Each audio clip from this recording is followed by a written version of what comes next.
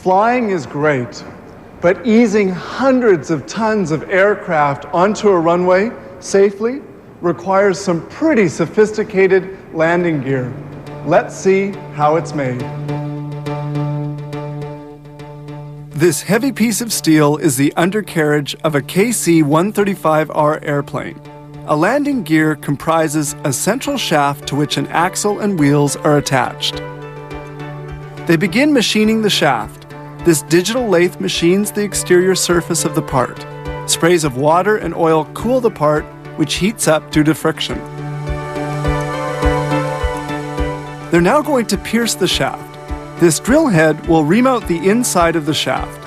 Alignment of the head must be perfect, so they're cautious with their work.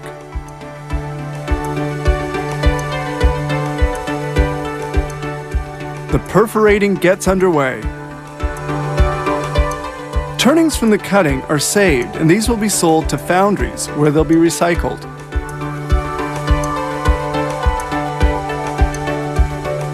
We see here the cutting tool used to pierce the holes in the landing gear.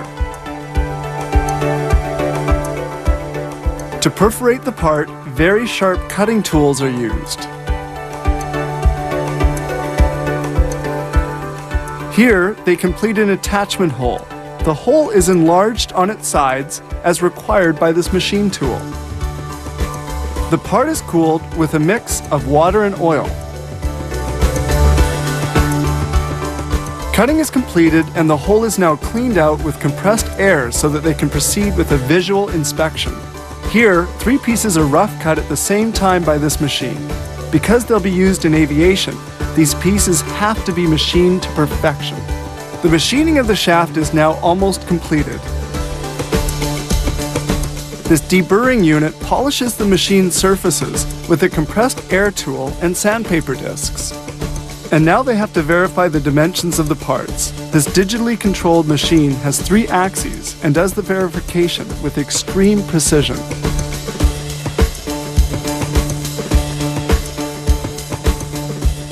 Here, another unit allows for the machining of parts with greater dimensions.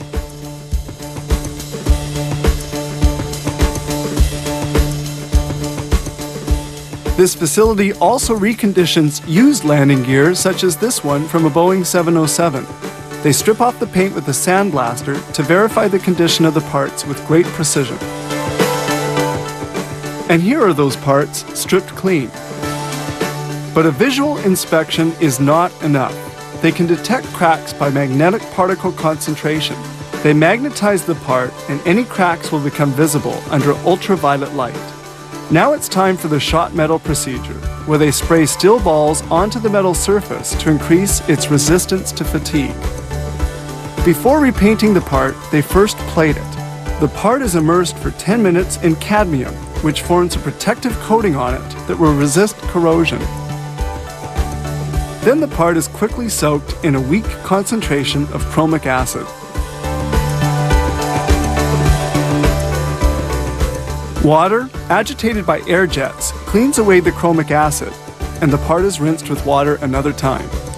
The part is now baked at 190 degrees over 23 hours to remove hydrogen induced during the plating process. Then the part is immersed in liquid nitrogen at minus 129 degrees centigrade before it's inserted in order to reduce its size. This collar is easily pushed on with a hydraulic jack. Reheating the collar makes it return to its normal size. Now the different components and the leak-proof joints are inserted into the piston. The shock absorber tube goes into the piston. This part absorbs the shock stresses when an aircraft lands.